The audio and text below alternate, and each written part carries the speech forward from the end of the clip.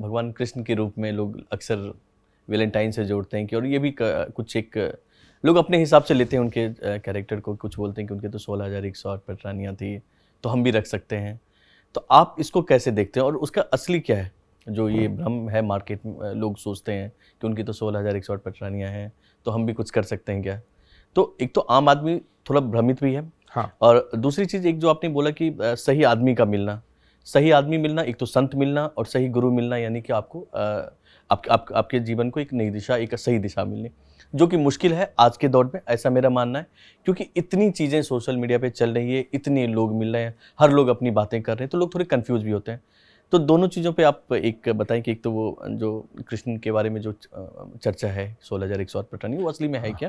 पहली बात तो ये कि मैं वैलेंटाइन को मोटिवेट तो नहीं कर रहा जी। पर ये बात साफ है, ठीक है, आजकल ट्रेडिशन बन गया है, मुझे कोई वैलेंटाइन से भी तकलीफ नहीं है, पर मैं इतनी प्रस्ताव देता हूँ कि आप सेंट वैलेंटीन को जानते हैं तो आपको सेंट वशिष्ठ को भी जानना चाहिए, सेंट वाल्मीकि को भी जानना चाहिए। दुनिया में राम सेतु से बड़ा वैलेंटाइन का क्या प्रतीक हो सकता है, समुद्र पर ब्रिज बांध दिया जिन्होंने। तो ये सब चीज़ें ऐसी नहीं है, कोई इसको मिसअंडरस्टूड ना करे, इसलिए मैं पहले क्लियर करूं। और दूसरी बात आपने कही श्री कृष्ण की 16,001, मेरे से किसी ने पूछा तो प्रकाश जी कि कृष्ण की 16,108 पत्नियां, मैंने कहा इसलिए तो भगवान है, तू करके दिखा। जिस दिन तूने 16,109 कर ली उस दिन मैं तेरा मंदिर बनाऊंगा। और सब खुश रहनी चाहिए और सबका ध्यान रखना चाहिए और सबको ये लगना चाहिए कि ये मेरे साथ ही है बस। right. और पूरा फुल टाइम दे रहा है, आदमी पर एक अच्छे से नहीं संभल रही है ना, वो एक रिलेशनशिप तो हम अच्छा संभाल नहीं पा रहे। तो ये तो कृष्ण का मैग्नानिमस फॉर्म है। एक चीज को समझिएगा, हमारे यहाँ कई कहानियों के अलग अलग स्तर होते हैं जी। आपके अंदर पहले श्री कृष्ण की मुख्य 8 पत्नियां हैं।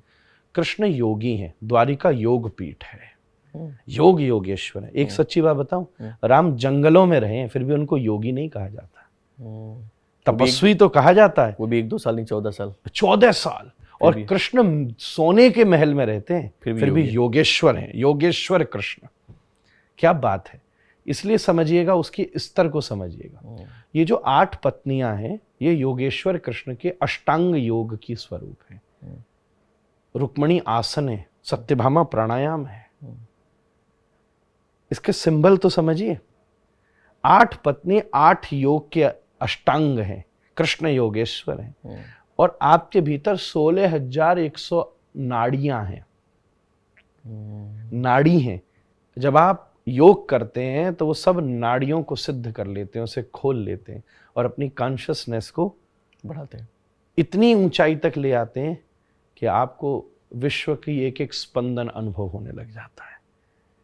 तो अगर इसको ऐसे देखा जाए तो ये दूसरे ही स्तर की बात है। तो एक और ऐतिहासिक घटना मैं आपसे कहूंगा, पॉलीगैमी हमारे सनातन धर्म में पहले भी थी।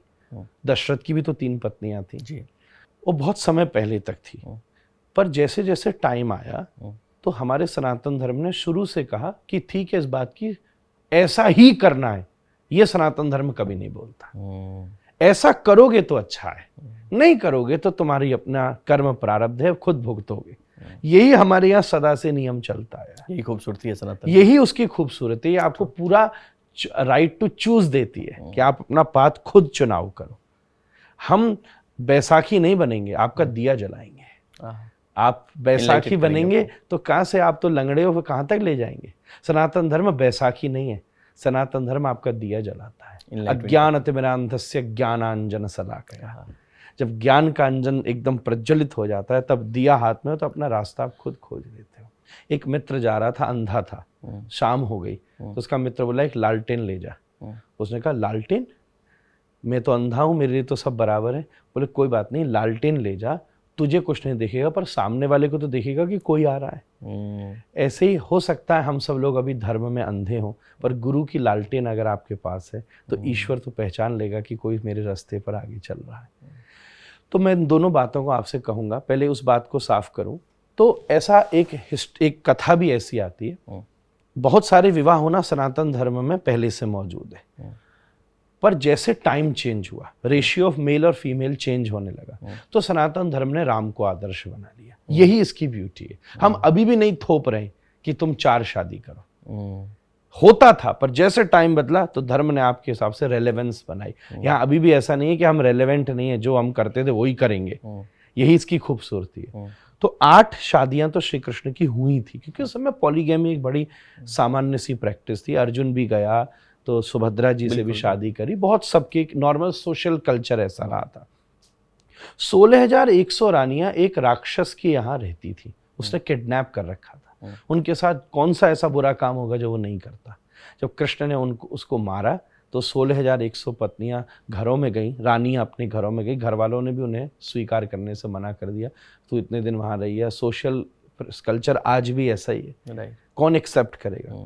तब कृष्ण आगे आए कि चिंता नहीं करो, आज से मैं कह देना कृष्ण मेरे पति हैं, दुनिया का कोई पुरुष तुम्हारी तरफ गलत नजर से नहीं देख सकता। तो कृष्ण ने तो स्त्रियों की रक्षा की है, उनको ये कहकर कि जिसका कोई पति नहीं होता उसका पति जगतपति कृष्ण होता है। पति शब्द का मतलब, हस्बैंड शब्द और पति शब्द में फर्क होता है। पति शब्द का मतलब होता है जिसके रहने से सामने वाले का पतन नहीं हो। आपको पता है भूपति हमारे यहाँ शब्द है, किसान को भूपति कहते हैं। राष्ट्रपति शब्द है, राष्ट्रपति राष्ट्रपति मतलब कोई हस्बैंड थोड़ी ना, बिल्कुल हम अंग्रेजी में थोड़ा बोलेंगे सभापति। हाँ सभापति, our nation, husband of our nation, राष्ट्रपति ऐसे थोड़ा ना बोलेंगे, सभापति, कितने सारी चीजें। तो पति शब्द का अर्थ होता है जिससे सामने वाला का फॉल नहीं हो, फॉलन नहीं हो। तो श्री कृष्ण ने उनको समाज में फॉलन होने से बचाया, इसलिए 16,108 उनकी पत्नी है। और तीसरी बात ये कहूँगा, इसलिए भगवान है। भगवान किसको कहते हैं? जो आप कर सकते हो वो कर सकते हैं, जो आप कर नहीं सकते सोच सकते हो वो भी कर सकते हैं, और जो आप सोच भी नहीं सकते वो भी कर सकते हैं। बिल्कुल, उसी को ईश्वर कहते हैं।